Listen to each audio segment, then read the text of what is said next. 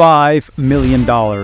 That's how much Luke Belmar will generate with the launch of Capital Club on October 11th. At $369 per year, he will convert roughly 10% of his 150,000 newsletter subscribers.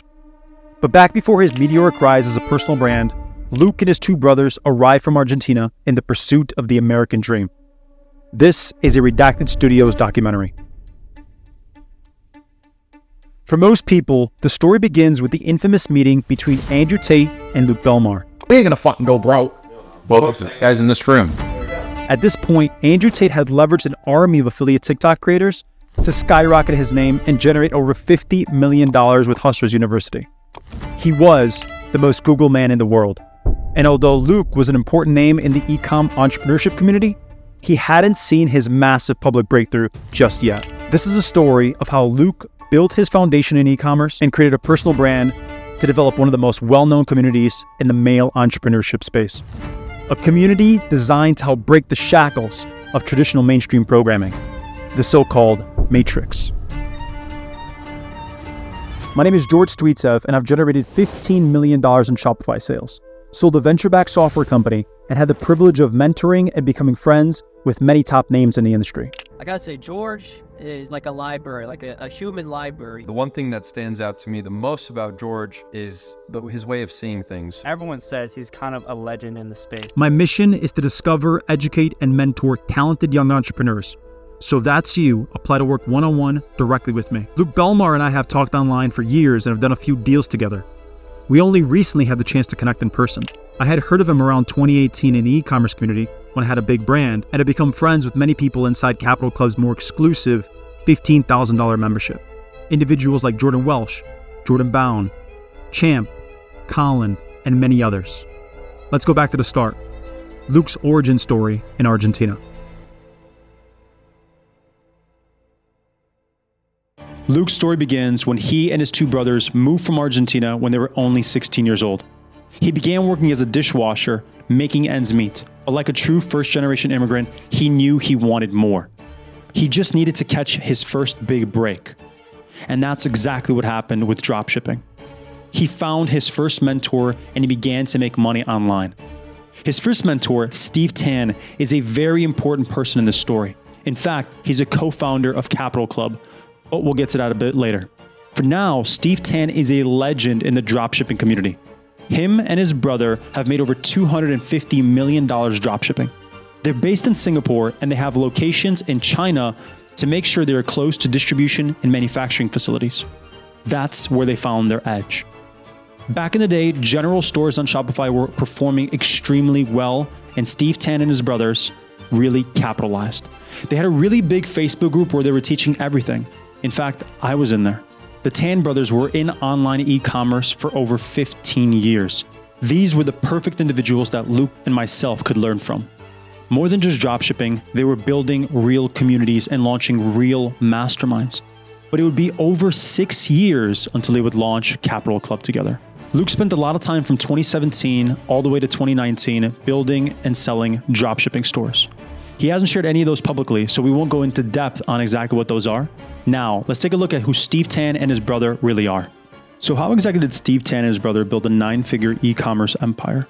When we look a little bit deeper into his story, we find out that when they built this mastermind, they brought together a lot of the world's best online entrepreneurs into one place. And so they didn't teach just purely scaling up Facebook ads, but they try to teach a lot of additional things that we take for granted nowadays. Things like email marketing, upselling, increasing long-term value, having one-click checkouts. These are things that when Steve Tan started over 12 years ago, he accumulated so much experience. And not only did he share this information with other people, but by sharing that information, and when you have all those elite marketers in one place, they begin to share a lot of information that might be held from the public. Things that they're not going to put on a YouTube video. Things that are only said in person to a small group of people. And that was a lot of the basis that Capital Club is built upon. As we progress through the story, we're going to see exactly how this fundamental beginning of Luke's story and Steve Tan's story translates into what they have built with Capital Club. What started as just a e-commerce elites mastermind has blossomed into so much more. Back in the day, they were posting some absolutely crazy numbers, like $360,000 a day in e-commerce sales just using Facebook ads.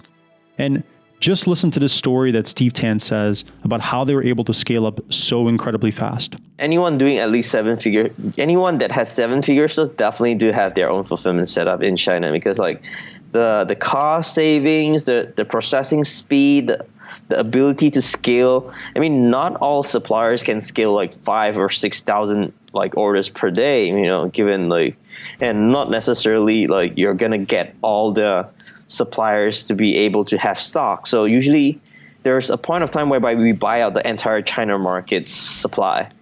So it's like we're scaling so aggressively that like, everyone's out of stock, and like we have an agreement that only they can sell it to us. So like any copycats who try to like, get into the game and try to sell the same product, they don't even have inventory. So eventually they're just gonna like refund all the customers and pay for all, like, take the loss for all ad spend. So like that's a unique advantage that we do have sometimes, depending on how hard we scale and how new the product is. Steve Tan has published so many things online and has done so many podcast interviews that we can really dive deep into his story and find out exactly what makes him so special in the dropshipping community, but also in putting together masterminds. Here we can see that he did another interview with the Beautify. There are over 50 different podcasts and informational videos on Steve Tan on YouTube that I urge you to go through and see exactly what he's done to revolutionize the e-commerce game. Okay, so we run like multiple e-commerce brands, dropshipping stores. Okay, so but kind of like a lot of people know us for dropshipping. So dropshipping, basically you don't actually buy inventory unless you sell a product. So it's a very, very lean business model which enables us, with less than $100 to my name, to actually build up all these things in a short span of time. It's because like it's a very lean and very, very not capital intensive business model, which a lot of I know, like, startups or a lot of people who just graduated, they don't really have a lot of money. So a lot of people preach about building a brand, which is great. Okay, building a brand is great, but sometimes they lack of reality. They don't understand that actually you need money to fund a great brand. Yeah. So like all these big brands, a lot of them comes from like they have a lot of like war chest, or they have some VC capital that invested that allows them to build all these brands. So I mean, I started from brands like Krios, and I've had a few tech startups that actually we focus a lot on building brands. I read a lot of books from all this like all these very successful entrepreneurs. They say, oh, you must go all in and everything. So during my young days, everything I do is all in, 100%. There's no backup plans. There's no nothing. So when those fail, it's all for nothing. If you listen closely to that last podcast episode, you could hear the word Krios. Well, what exactly was Krios? Krios was a smartwatch company they started back in 2013, and it was a little bit before its time, no pun intended. It was an extremely successful crowdfunding campaign launched on Indiegogo. In fact, it was one of the most funded campaigns ever. But what started as a reasonable success turned into a disaster extremely quickly. Faulty products, long shipping times, and not being able to meet the demands of the consumer. The reputational damage was enormous. Many people were saying that he was increasing his lifestyle by using the money and not fulfilling upon the promises he made to the consumer to ship an amazing product. Here, people were saying that he was flaunting his Ferrari. But he says that this image was taken back in 2010 when he was on a holiday trip in Italy, and he, in fact, did not even own a Ferrari. And so you could see that when you cause a little bit of reputational damage, although the product had its merit, the technology simply wasn't enough to meet the expectations of the crowd. People were launching complaints against Steve Tan and his brothers, and they weren't able to control the perception they had in the public eye. This was one of the big failures that Steve Tan and his brothers had, but it enabled them to learn their lessons, bounce back even harder, and create something incredible. Everyone has stories where they give it their all, but it just falls through. And this is not a knock to Steve Tan and his brothers.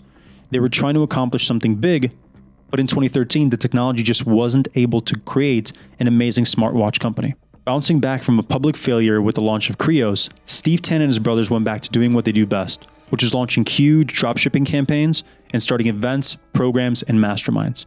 This is his official website, and you can read a little bit more in his words. You could see all the magazines that he was featured in, the live events he's been a part of, and the mastermind that he helped shape. This mastermind, once again, is simply about e-commerce, but it started the foundation of what Capital Club is known as today. Let's read a little bit more into exactly what this mastermind was all about. Although the website hasn't really been updated, They did have a mastermind in Phuket, Thailand, New York City, Singapore, and a few other locations. You could see this $2 million case study video that he did in 2017.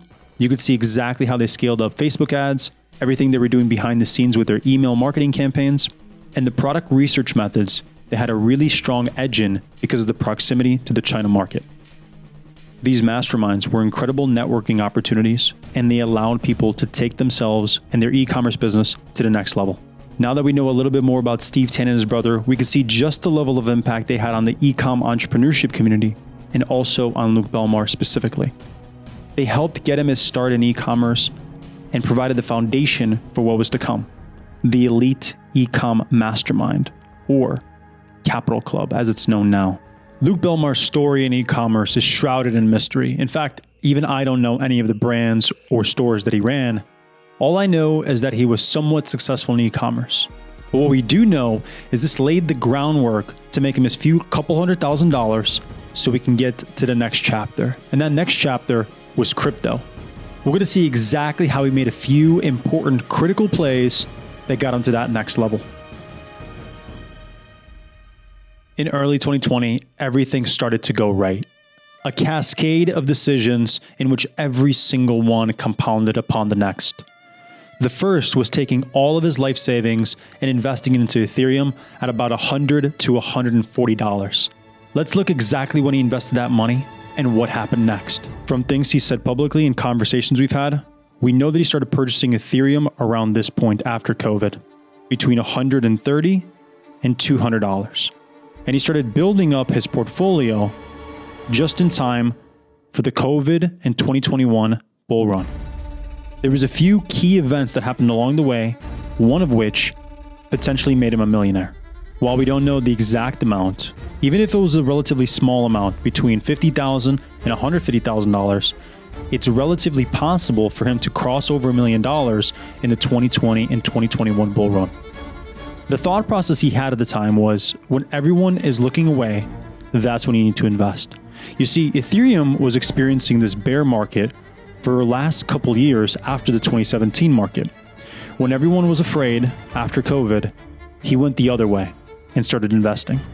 This has been his thesis to be a contrarian, and it's one that later on in the story, you'll see exactly when he started selling off. I have the pancake swap tattoo tattooed right here on my neck because I put my entire net worth into a token called Pancake Swap. I was the number 10 holder of Pancake Swap in the world at a sub $30 million market cap, and it ended up going to $2.5 billion. Shout out Safe Moon and the whole DeFi degenerate community. You guys made me wealthy, so I appreciate that.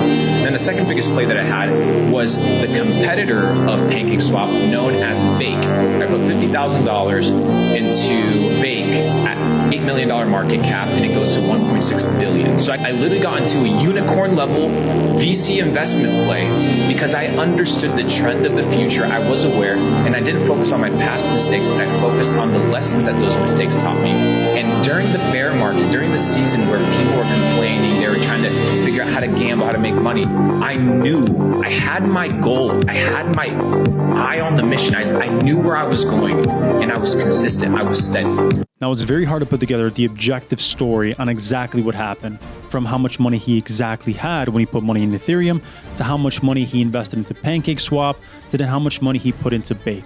If we take it at face value, we can see that he put roughly $50,000 to $100,000 into this coin called Bake at under an $8 million market cap. And he said that he rode it all the way up to a $1.6 billion market cap. That's over 150 times multiple.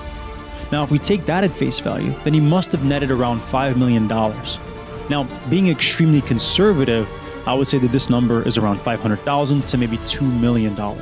Maybe it doesn't matter exactly how much he made. The point is that he got into something at a relatively early position, and he leveraged this for his next sequence of moves. So looking at his public statements, we noticed that Pancake Swap began selling around October 2020. He said he bought it under $30 million market cap, so roughly anytime between October and December 2020. And he said he rode it all the way up to a couple $1 billion market cap, right around there. That's only 2.5 months. That's extremely crazy.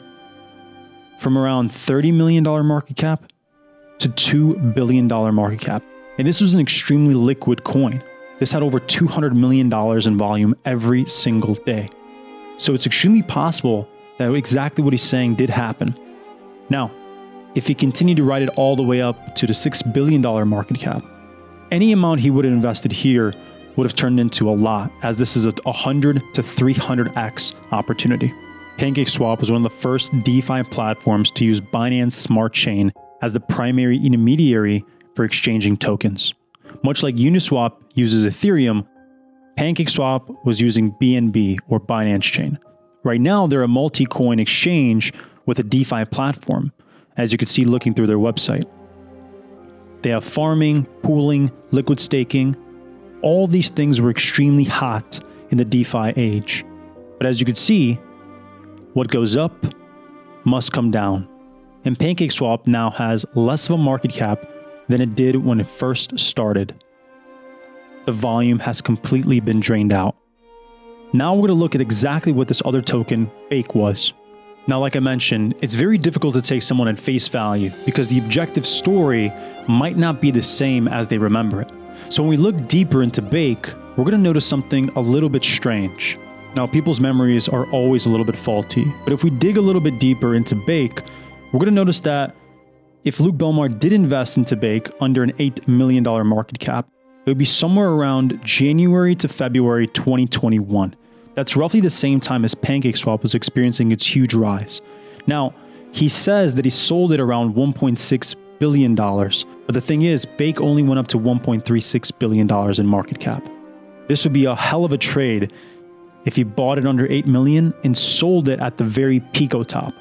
Now, it might be something that he bought under $20 million market cap, he sold between $400 million market cap and $1 billion market cap, which is still an incredible 30 to 50x play, but we don't know the exact story. And as you can see, it's a very similar situation that Bake had to PancakeSwap, which is the volume dried out and the bear market began, and now Bake only has a market cap of under $20 to $30 million, roughly the same as when it first started. What goes up must come down. Now, even if Luke Belmar didn't make the exact perfect trades with PancakeSwap, Ethereum, and Bake, what we do know is that he made a couple of great moves to start putting his money in at the right time, the height of the bull market. And he started making a lot more money than he did in dropshipping or e-commerce. He got his first huge breaks.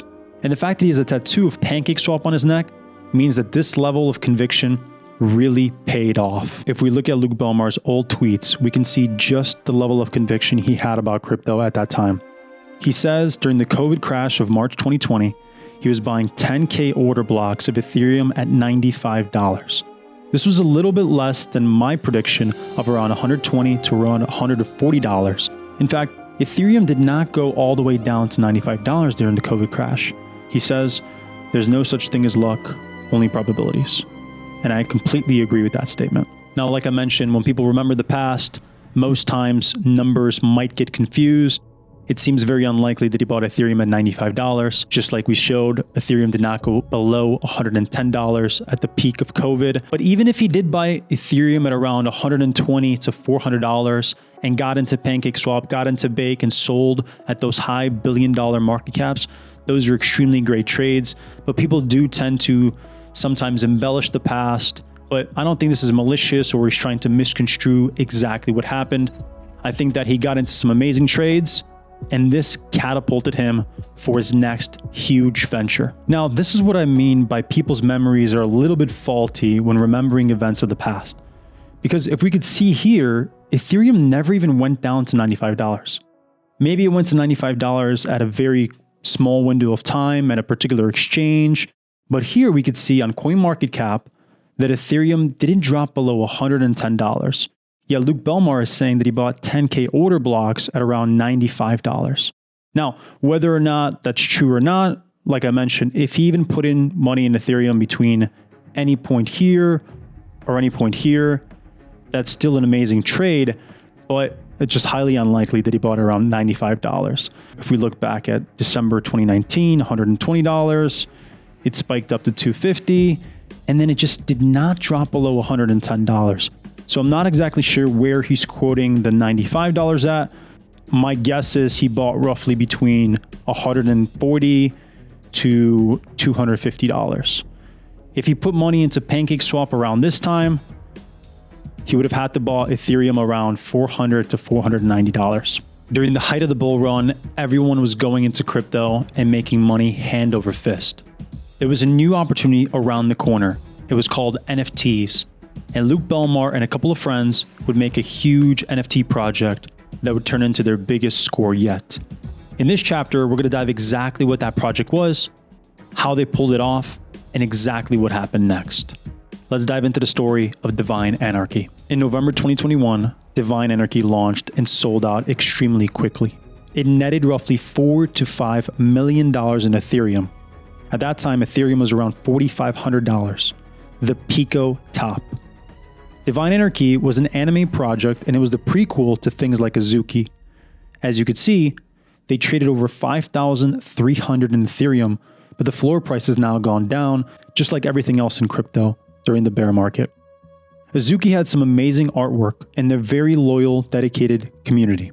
Luke Belmar made 3 perfect decisions. The first thing, he sold out Divine Anarchy in November 2021, reaping $4 to $5 million in Ethereum. The second thing he did was he began to sell Ethereum into USDT and USDC, remaining stable. Remember, Ethereum at the time was reaching its absolute Pico top, $4,500, and proceeding to drop rapidly. And the third thing, he sold his stake in Divine Anarchy to the development team and let them carry on the story for the future. 3 perfect decisions, walking away at the very top of the bull run. Diving a little bit deeper into Divine Anarchy, they have an incredible website.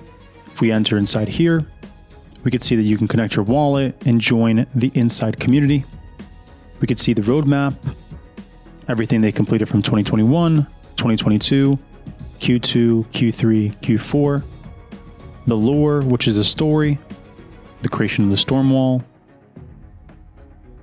additional information, the vision, the mission, the team. Right now it's owned by this person called Divinity, and you could see all the team, including the artists, the Discord managers, and everything else, the community, the collection, and the additional collections they launched after that. And in 2020, after doing $16 million in e-commerce, I put all of my money into crypto except $10,000. Now, my entire thesis from that, it's not that I'm a genius, but I was connected with really good people. It wasn't very popular, but that which is not popular is often a good idea.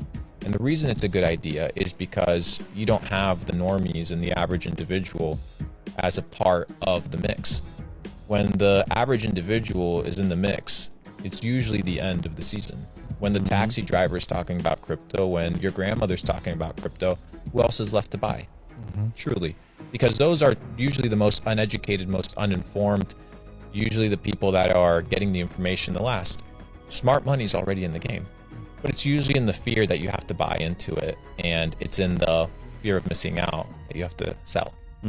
And the markets are quite psychological, and when you understand that the psychology is actually manipulated by people, you can in some way, shape, or form understand the cycle. Now, by no means am I perfect, but it worked out pretty well. I went to the United States at the age of 16 with $200 in a suitcase. Went from pressure washing basketball courts, cleaning toilets, flipping wings at a Buffalo Wild Wings, sleeping in my car for 4 or 5 months, to eventually getting exposed to Bitcoin. I heard of Bitcoin in 2015 for the first time, and Bitcoin has its cycles. After the Bitcoin halving, 1.5 years later, the market tends to have a really good season. So I was like, it's going to happen again, and it did. But this time I was prepared.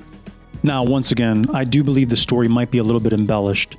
Even if you make 10% of $16 million in e-commerce, that's still $1.6 million. To invest $1.6 million into Ethereum at around $100 to $400, and then flip that into PancakeSwap, into Bake, into Divine Anarchy, there's a lot of things to kind of unravel there.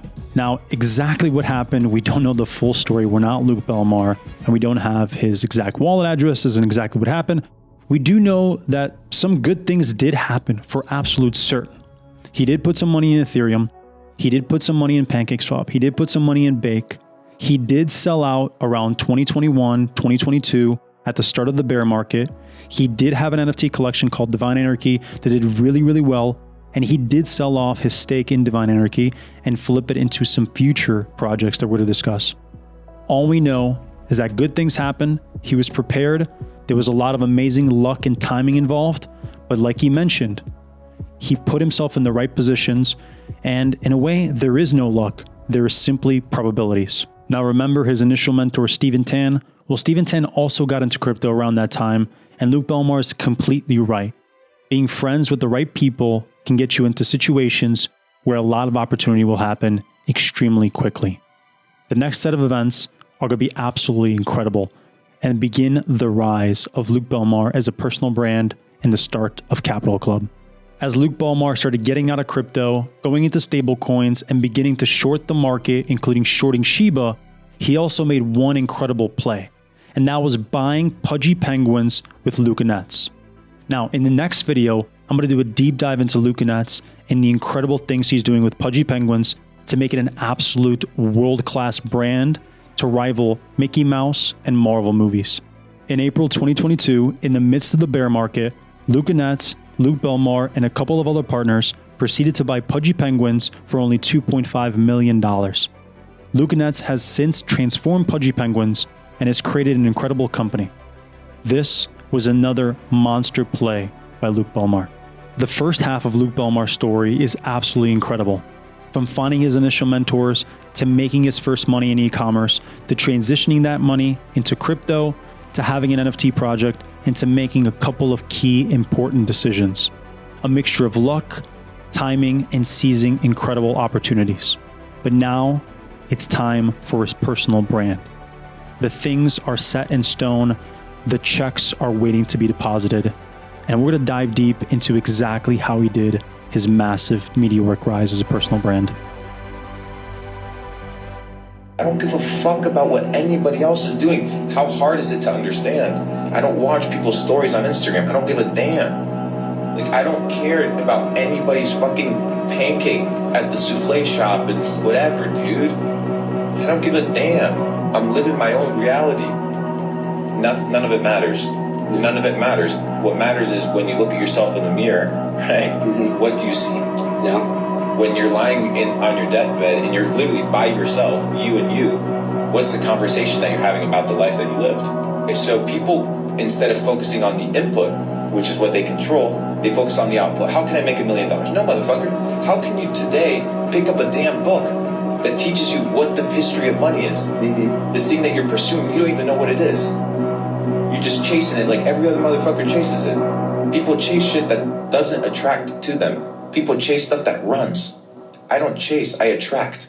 I'm literally just sitting here and money comes to me. How? You don't think it's real? So how exactly did Luke Belmar blow up his personal brand in under a year? A meteoric rise.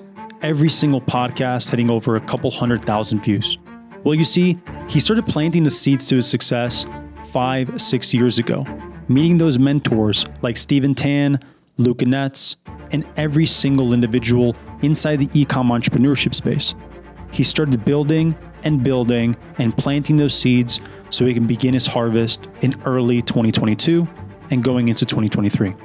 He began the initial V1 of Capital Club with Stephen Tan as his partner. They transitioned the e-com mastermind community to a more broad capital preservation community and attracted more than just e-commerce entrepreneurs, individuals and agencies, and many other business ventures. Essentially, it was a hub for entrepreneurs to connect, meet in person, and share ideas that have the power to transform the world. Luke Belmar and I have been talking over Instagram DMs and text conversations, and we've even done a couple of deals together for a couple of years now. But it wasn't until last week until we really got the chance to meet face-to-face and have an extended period of time where we really got to know one another. We spent about 3 hours listening to his story, listening to my story, and it was really good to meet someone who has a public persona that you get to see in real life, to see if they really are that type of person that they portray on social media. What I can say about Luke Belmar is he really does speak that way, and he holds himself with a level of conviction that I haven't seen many other people do. The way he speaks is in rhythm, in parables. in a way of having ambiguity in his language. And when you have ambiguity in your language, you bestow a lot of the power onto the reader. And when you have a lot of ambiguity in your language, you bestow a lot of the power onto the viewer. The more precise your language, the more you are in control of exactly what the viewer is hearing. But when you're leaving ambiguity in your language, it creates this really powerful situation where the viewer takes his own experience and builds up a story on what exactly those words mean. And so when Luke Belmar says very broad statements or almost paradoxical statements, it creates this level of experience in the viewer that isn't easily replicatable with immense jargon. Meeting him in person and spending a lot of time together, I can see why his personal brand is blown up so much and why his podcast gets so many views. Most of the people who had him on their podcast, I'm personally friends with. Sebastian Georgi, Brett Malinowski, Champ, Layla. There are so many people we're going to dive into their stories and see just how Luke Belmar leveraged all those connections he made in the past to blow up his personal brand and to use the ideas of Andrew Tate and the TikTok organic community to create a fire hose of organic reach. This is a story of how Luke Belmar achieved his meteoric rise as a personal brand. Let's dive into it. As Luke Belmar's personal brand began to grow, he used Capital Club V1, which is a $15,000 yearly mastermind, to start building those personal connections and really creating density in his audience. You could see here Jordan Bound created a video on exactly the kind of event that Capital Club was in Phuket, Thailand, my friend Champ and why he spent $15,000, Ty Stevens, another Jordan Bound video. You could see exactly how these masterminds and communities really build a level of density that's very difficult to achieve just from online situations. And then there was this infamous meeting between Luke Belmar and Andrew Tate almost a year ago. And this began the catapult rise of Luke Belmar as a personal brand. Let's watch some segments. You don't want to.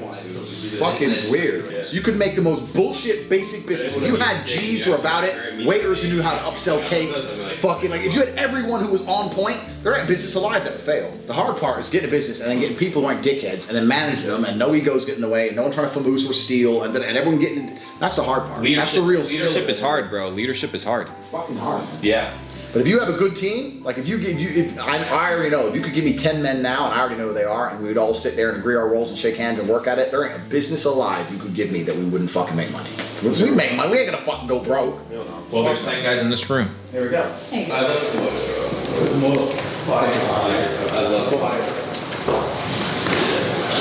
Right, so I got talk business with Justin. So me, Justin, Luke. Is Thomas coming or is he staying there? I think Thomas is staying there. Staying here? Me, you, and Justin will go, and whoever else in this van, and everyone else. Is that what you get asked all the time on your shirt? Was it? Is that what you get asked on your Oh yeah, pretty much. Anytime I state a fact, bitches are like, who I hurt don't you? even have to ask, bro. Yeah. I'm on the same wavelength. Yeah, man. Men and women are different. Who hurt you? That video took place around a year ago, and it's hard to overstate just how important one video could be in leveraging your name to someone else's, to start the snowball effect of organic reach. There were a couple of key players in that video. Sneeko, Myron from Fresh and Fit Podcast. Funny story, the Fresh and Fit Podcast is filmed in my exact building. Luke Belmar and the Tate brothers. Now, Luke Belmar leveraged this vlog, which accumulated 2.6 million views and spurred a whole collection of short-form TikToks that proceeded to generate hundreds of millions of views. This is what started the huge rise. Line that's very polarizing, whether you love him or you hate him. But I realized that he's actually more in the middle ground. Like, he's actually kind of neutral. He was very down to earth. He was a great host. Like, he was asking us, hey, are you guys enjoying the night? So yeah, I honestly had a great experience. Good. Just work. I know, bro. I heard you guys are going crazy with the grind. But for you, how's it going, Dustin? How y'all doing? Yeah, just so listen, it's me, Andrew, and Tristan. Tristan's a bad influence. We had to take about 5 shots of Johnny Walker Black. Fuck it. Yeah, I mean, you gotta do what you gotta do. You guys, I'm gonna go watch from the cigar room. Fuck that. Just drag it. CG. Good luck on the stream, boys. Get some money over clothes. Means the restroom. Hey. Tristan, Nate, Luke's brother. Nice to meet you. Hey, Hi, Kelly. Hey, nice to meet you. Luke. Nice to meet you. Yeah, Pleasure, bro. Pleasure. I heard you were unhealthy. How are you feeling now, bro? a little bit better. A little bit better. If people want access to high net worth individuals, people of value, just like Wifey did, right? He had an interesting approach. What is your suggestion? All the come ups, you know, the people that don't really have the sauce. What's the sauce, G? Try to make them notice you and realize your usefulness. Don't try to tell them that you're useful, because every high value person, including, in fact, I'll show you right now. You're gonna show me your DMs, right? I'll show you my DMs right this second. Damn, bro. Okay, so ignore all the women in this DM. So I go to requests. I got this folder called hidden requests. Okay, this is now, 1 minute ago, 2 minutes ago, 2 minutes ago, 2 minutes ago. So these 10 messages you could see were sent in the last 3 minutes, yeah? Another 10, that's going back 5 minutes. So that's these, wait, let me refresh this. So that's, Bro, this is messages every minute. 20 messages in 5 minutes, 30 in 8 minutes. So every 10 minutes, let's say 45, 50 different messages every 10 minutes. There's no way someone like me is ever gonna reach it like that. You have to come across as valuable in a way that I'll notice you. Trying to tell me that you're a person of value is never gonna work. You know what I've realized? That's how I met you, that's how I met him. Bro, you know what I've realized, and what people haven't understood is that just like you analyze the markets before you get into them, people can analyze individuals and see how they can provide value. Just how you figure out how do I provide value in the marketplace by analyzing and studying it, you can study individuals and get to know what makes them tick. That last part that they talked about is super crucial. Building your network, building through referrals, and providing immense value to people is the only way to get connected with the people you truly want to be connected with. It's not enough to just say, it's you have to do, you have to study. You have to see where you could provide value to individuals and put yourself in positions where good things can happen. Luke Belmar wasn't just lucky to be in the presence of Tate brothers and leverage that to build his personal brand. He knew how to provide them value, and he knew how to accelerate his own personal brand to have an alignment of self-interests. There is no luck. There is only probabilities. Shit. It's the random black guy. It's the random black guy. I'm kidding. If he does, I mean, I don't let him sit on my lap. I'm a racist. I'm kidding. Please come and sit. Please. I'm trolling. Hey, make sure you record it. I'm trolling. We're friends, right? We're friends. I respect you. You respect me. I hope so, man. It's called brotherly love. Your pores are getting clogged up with metal. Wait, so what? I'll send you all the shit, bro. We use everything organic. Everything, dude. I'll give you another example. Just so you understand how fucking crazy this shit is with how America's going. Lobster, shrimp, crab, cornbread. Cornbread? I love cornbread. They used to all be, you know what they used to be back in the day? That used to be slave food. That used to be what they would give the slaves to eat. And it's like nutritional value for cornbread, ass, genetically modified food. Keep you dumb. Keep you dumb and stupid, bro. Get good dopamine rush. Keep you happy. That's what we've been talking. That's what we just talked about with Tristan, bro. If you don't protect the temple, bro, you can't operate. They keep you dumb, weak, and stupid. Bro, I'm retarded, bro. You're not retarded, bro. No, dude, you know how much cornbread I hate, bro? A lot. Every day for breakfast, dude. Oh, dang. Shit. That's not good, bro. Dude, corn's really good for you. He asked me yesterday, he's like, corn good for you? I'm like, dude, if you have organic corn in the cup once in a while, it's fine. Right now, 1, go get spring water. Don't drink Dasani purified water. It's gonna fuck you up. 2, once you have a little bit of money, start eating super clean, super organic, not processed foods, not garbage. You do not want to be using Teflon pans. They have forever chemicals. It's known to be extremely poisonous. So get a cast iron. Don't use a microwave. It's completely killing the food. You're literally nuking it. Don't drink sodas. Don't drink Gatorade. Neglect bullshit music. Neglect celebrities. Don't give a celebrities. They're just dirt. When you meet them in real life, they ain't that special. I'm giving you the whole rundown here, my G. Think about the most basic, common things that everybody has. Eating, sleeping, exercising, the most basic elements. When was the last time, bro, that you were like, I feel hungry, I'm not gonna eat. I'm gonna diet. I'm gonna fast. On a plane. I'm gonna move. So let me tell you this one, bro. What if what you're experiencing isn't actual hunger? What if what you're experiencing is addiction? Holy shit, you're right. A lot of those things he was saying, although a little bit humorous, were generating hundreds of millions of views. That particular video about how food is an addiction and that you simply need to fast in certain points of time generated over 5 million views on just one video. Now, Luke Belmar understood that saying somewhat of a controversial topic, in this case, not drinking any tap water, and that it's causing you to be stupid and have all this inflammation within your body, was really resonating with people. And it was a little bit tangentially related to the matrix programming that Tate was preaching. In a way, he was able to leverage a lot of the audience who were congruent with the level of Tate thinking about the matrix and the enslaved mind, and saying how even the food was shaping you to be who you were going to be, to enslave you. And you needed to break out, to fast, to gain control over your external environment, and to question everything. And this was something that it's a little bit humorous, but there's a lot of truth to it. And although he's exaggerating certain topics, it was used as leverage for the short attention span of TikTok, and it was able to generate hundreds of millions of views. And this helped them branch out into podcasts and other long-form content where you can really dive and hone in on exactly what he meant with those little statements. That's me. Bro, okay, so you told me yesterday, bro, don't do that. Because like, for example, I'll go do the podcast, then go to a club, network, might be able to check whatever. Yeah. And we're, you know what, you hungry? Yeah, I'm hungry too. We go eat and back to the crib, do our thing, and then I go to sleep. Yeah. But like, he's saying if I eat that late, I can't process the food like I normally would, right? No. Well, there's multiple scenarios. One, your body only has X amount of energy, right, that it can expend. So the question is it going to expend the energy on repairing your body or expend the energy on digesting the food? You can't do both.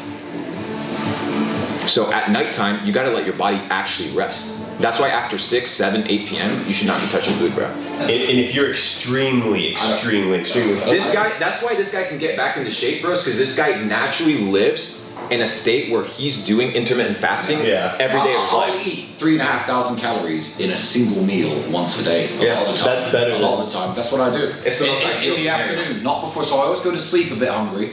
I don't have breakfast in the morning. I don't even realize I do it. It's how I live. It's your lifestyle, yeah. So I should avoid breakfast. Avoid breakfast. So just like the crypto story and the e-com story, there are some parts which are a little bit not objectively true, some bro science in there, but the bulk of it is true. There is a lot of merit to saying that we are quote unquote addicted to food, and that if we could just gain a level of control and start fasting, we can start to gain control over our lives, and that control over our lives is going to compound into a lot of different areas. And so all these higher level entrepreneurs have gained a traction within the marketplace and have achieved a lot of financial success, teaching the masses something which is very easily digestible. It's almost in a way, they're saying not to digest junk food, but in a way they're saying junk mental food, easily consumable food, because that's what really goes viral. But it's not until you listen to the long form podcast that you could see the full truth. And now we're going to get into those podcasts. Luke Belmar was able to generate hundreds of thousands of views on every single podcast he went on. 639,000 views with Mike Thurston, 161,000 with the Shopify interview, 228,000, 105,000, and the list goes on. Using these long-form podcasts, he was really able to communicate his ideas clearly and showcase on a longer format exactly who he is and the demographic he's speaking to. Quality over quantity wins every single time. I don't want to be the thumbnail guy. I don't want to be chasing likes. I don't want to be chasing follows. Anybody can go out and make 10 grand. The last thing you want to be is a person that pumps cash but has no ability to retain it. Even the richest, most successful person in the world, they have something that they're lacking. If you have nothing to provide, why am I going to waste time with you? Bitcoin's a little bit of a crazy situation right now. Yeah, what do you think the future holds? Bitcoin is no longer what it used to be. Goes on inside your head to be able to manifest success. There's such thing as a millionaire mindset. So out of the entire variables in which I've made money, there's been 3 constants in my mindset that have always allowed me to elevate. Not beyond my competition, but beyond myself. My first principle is don't compete, create. And it's this idea that there is no competition, there is no competitive business. It's just me, myself, creating the best products, the best services, the best experiences that I can for either myself or my customers, and relying solely on that. Because we understand that, many times when we compare ourselves, comparison is the killer of joy, right? So if you're consistently comparing yourself to other people, you're gonna find yourself expending energy, unnecessary energy, instead of creating. You're going to be competing or comparing yourself. That's the first one. The second one is positivity.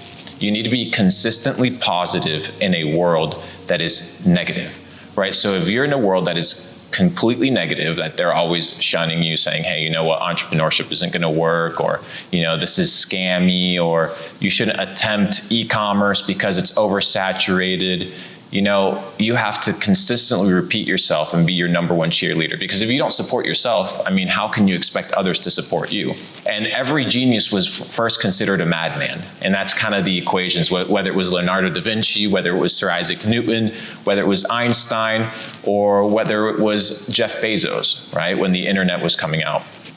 All of these madmen were then revered as geniuses. And the reason they were revered as geniuses was because, leading to my third point in the mindset, they were ahead of their time. This means that you need to develop a futurist mindset, a person that doesn't live in the present moment, but a person that lives in the future, so that when the future catches up, that person is already prepared.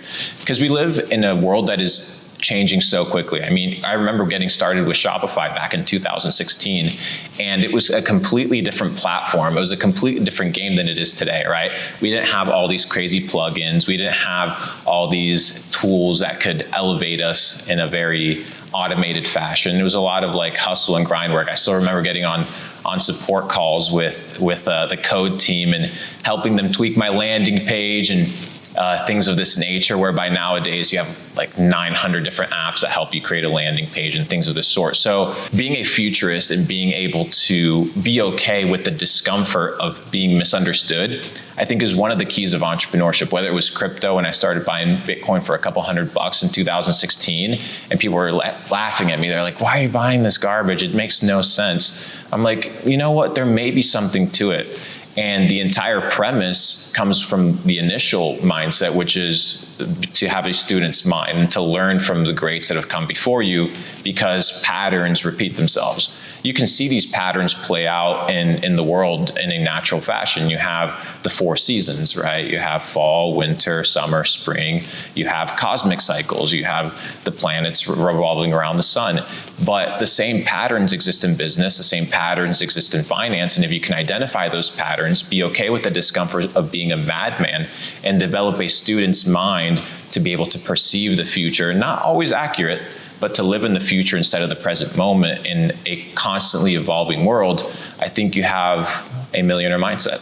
Through these long-form podcasts, you can really see just how well-spoken Luke Belmar is. He's able to take a balance between viral, short-form TikTok content and long-form podcasts and really communicate clearly to his exact audience. Who is his exact audience? It's males who are looking to better themselves, who are looking to find their opportunities to develop their mind, their body, their finances, and to become someone they're proud of, not only for themselves, but for everyone around them, for their families, and for their future kids. That's what Luke Belmar stands for. He speaks his own authentic truth. In these long-form podcasts, you can really delve into his character and view him from a 3-dimensional standpoint. And I can tell you from meeting him in person, he really is that type of person who you see on those podcasts. Maybe not the type of person you might see on short-form TikTok viral content, which garners a lot of attention, but those long-form podcasts, you really get a glimpse of his true character. You've seen a lot of podcasts, but you've never seen one like this, because this, well, you probably already know who this is, but just in case you don't, this is Luke Belmar. Listen, I have never, and I mean never, seen someone explode onto the internet like this man has over the past, let me check, 1 second. Oh yeah, 8 months. It's been no more than 8 months since Mr. Belmar burst onto the scene, and since then he has gained 200,000 YouTube subscribers, hundreds of thousands of followers on Twitter, and more than likely popped up on your YouTube Shorts page. Luke has gained such a ravenous following in such a short amount of time, not just because he made tens of millions in dropshipping and crypto, not just because of his connections to some famous and wealthy individuals, but because of his affinity for sharing knowledge designed to help people change their lives for the better. Now, after everything you've seen, you understand how Luke Belmar has blown up his personal brand. But there's one secret ingredient that we haven't revealed yet. Let me show you exactly what I mean. This one thing changes everything. It's a secret weapon. The secret weapon that he's using is the same secret weapon that Andrew Tate and Iman Gadzhi have used. It's to generate hundreds of accounts that post on your behalf and garner millions, if not billions, of organic views. All of these accounts are quote unquote not run by Luke Belmar. They're a combination of his fans, of people within his communities, and other individuals who he might have hired or bought out after they garnered some traction. But look at this, hundreds and hundreds of accounts that showcase Capital Club, Luke Belmar, and attract the attention of millions worldwide. All of these pages used to point to a Discord community which grew up to 150,000 organically. Now, every one of them is an affiliate for joining Capital Club. As you can see, they're still posting every single day. And these organic communities which spawned up have now been bought out by Capital Club and are used as a fuel engine to grow their social media accounts.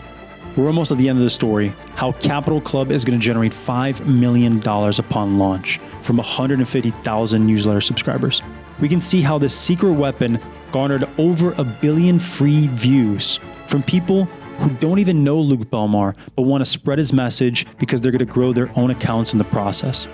Every single part led Luke Belmar and the Capital Club team to where they are now. And remember Stephen Tan? Stephen Tan is the mastermind behind the operations of Capital Club, setting up the masterminds, the events, organizing everything, and Luke Belmar is the brand in front. The brand that they were never able to have with their e-commerce stores. Remember, even though they did $250 million in dropshipping, they couldn't really create a brand that was able to garner a mass appeal. But now, with Luke Belmar and Capital Club, that's exactly what's happening. Everything is culminating to a masterful final act. Capital Club V2, a broad public release, the final act, between a $5 and $10 million launch. Everything is culminating into one click. Reserve your spot and join.